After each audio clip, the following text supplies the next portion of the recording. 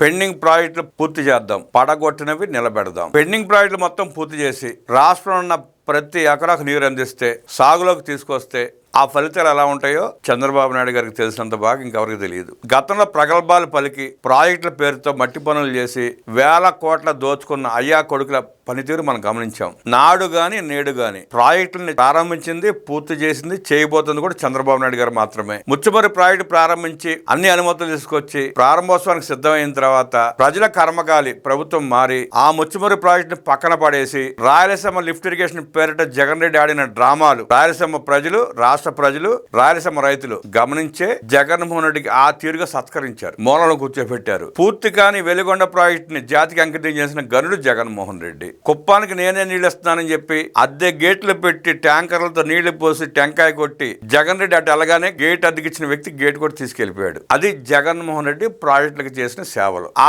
జగన్ రెడ్డి బృందం ఇవాళ డబ్బా కొట్టుకుంటూ ప్రాజెక్టులు మేమే పూర్తి చేసామని సిగ్గు లేకుండా చెప్పుకుంటాం. వెలిగొండ ప్రారంభోత్సవం చేసింది చంద్రబాబు నాయుడు గారే, పూర్తి చేయబోతుంది కూడా చంద్రబాబు నాయుడు గారే. గ్లోబల్ మార్కెట్ లో డిమాండ్ కు అనుగుణంగా ఉద్యాన ఉత్పత్తులు పండించేలా అభివృద్ధి ప్రణాళికలు రూపొందించాలని అధికారులకు ముఖ్యమంత్రి చంద్రబాబు నాయుడు ఆదేశించారు. రాయలసీమ, ప్రకాశం, మార్కాపురం జిల్లాల్లో 500 లక్షల మెట్రిక్ టన్నుల ఉద్యాన ఉత్పత్తులను పండించడమే లక్ష్యంగా కార్యాచరణ సిద్ధం చేయాలని సీఎం సూచించారు. 10 జిల్లాలను ఉద్యాన రంగానికి కేంద్ర బిందువుగా చేపట్టే సమీకృత అభివృద్ధి ప్రణాళికలపై సీఎం క్యాంప్ కార్యాలయంలో వివిధ శాఖల మంత్రులు, ఉన్నతాధికారులతో ముఖ్యమంత్రి చంద్రబాబు సమీక్షించారు. పూర్వోదయ, శాస్కి రాష్ట్ర ప్రభుత్వ నిధుల వినియోగంలో సమన్వయం చేసుకుంటూ అభివృద్ధి కార్యక్రమాలు చేపట్టాలని ఆదేశించారు. ఇదే సమయంలో సీమ, ప్రకాశం, మార్కాపురం జిల్లాల్లోని ఇరిగేషన్ ప్రాజెక్టును త్వరితగతిన పూర్తి చేయాలని ముఖ్యమంత్రి స్పష్టం చేశారు. గత ప్రభుత్వం ఇరిగేషన్ రంగాన్ని పూర్తిగా నిర్లక్ష్యం చేసిందని, చాలా వరకు ప్రాజెక్టులను పెండింగ్ లో పెట్టేసిందని మంత్రులు నిమ్మల, పయ్యావుల కేసు ప్రస్తావించారు. 10 జిల్లాల పరిధిలో ప్రాధాన్యతల వారీగా ప్రాజెక్టుల నిర్మాణం చేపట్టాలని,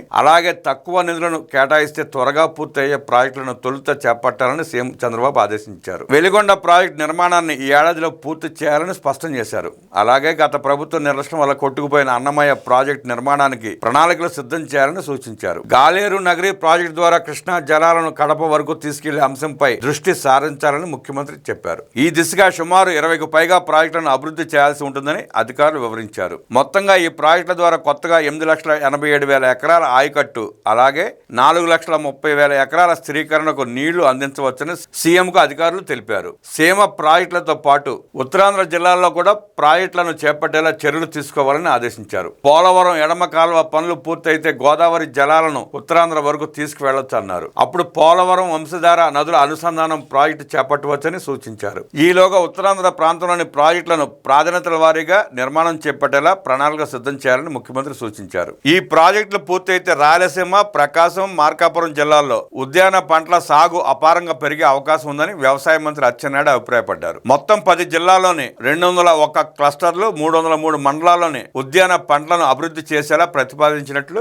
మంత్రి అచ్చెన్నాయుడు సీఎంకు తెలిపారు. అలాగే ఉద్యాన సాగు విస్తీర్ణాన్ని 3 ఏళ్లలో 8.41 లక్షల హెక్టార్ల నుంచి 14.41 లక్షల హెక్టార్లకు విస్తరించేలా ప్రణాళికలు చేపట్టినట్లు వివరించారు. రాయలసీమ ప్రాంతం ఉద్యాన ఉత్పత్తుల విషయంలో దేశంలోని అగ్రస్థానంలో ఉందని, ప్రపంచంలోని అతిపెద్ద క్లస్టర్గా రాయలసీమ, ప్రకాశం, మార్కాపురం జిల్లాలను అభివృద్ధి చేయాలని సీఎం సూచించారు. దుబాయ్కి చెందిన డీపీ వరల్డ్ సంస్థ ఏపీలో ఉద్యాన క్లస్టర్ ఏర్పాటు చేయడానికి ముందుకు వచ్చిందని సమావేశంలో ముఖ్యమంత్రి వెల్లడించారు. అంతర్జాతీయ స్థాయిలో రాయలసీమ ప్రాంతం ఉద్యాన రంగంలో అభివృద్ధి చెందడానికి ఆస్కారం మెండుగా కనిపిస్తోందని, దీనికి అనుగుణంగా ఎకోసిస్టమ్ అభివృద్ధి చేయాలని సీఎం స్పష్టం చేశారు. దీంట్లో భాగంగా అంతర్జాతీయ విధానాలను అధ్యయనం చేయాలని ఆదేశించారు. అలాగే స్థానికంగా ఉద్యాన రంగ అభివృద్ధికి అవసరమైన rural road network, logistics, market connectivity, global connectivity వంటి అంశాలపై ఫోకస్ పెట్టాలని ముఖ్యమంత్రి సూచించారు. పూర్వోదయ ద్వారా వచ్చే నిధులతో పాటు ఉద్యాన రంగంలో ప్రైవేటు పెట్టుబడులను సాధించాలని ముఖ్యమంత్రి స్పష్టం చేశారు. ఫుడ్ ప్రాసెసింగ్ యూనిట్లు, పోర్ట్ కనెక్టివిటీ, గోదాములు, కోల్డ్ చైన్ తదితర లాజిస్టిక్స్ ప్రణాళికలు రూపొందించాలని ఆదేశించారు.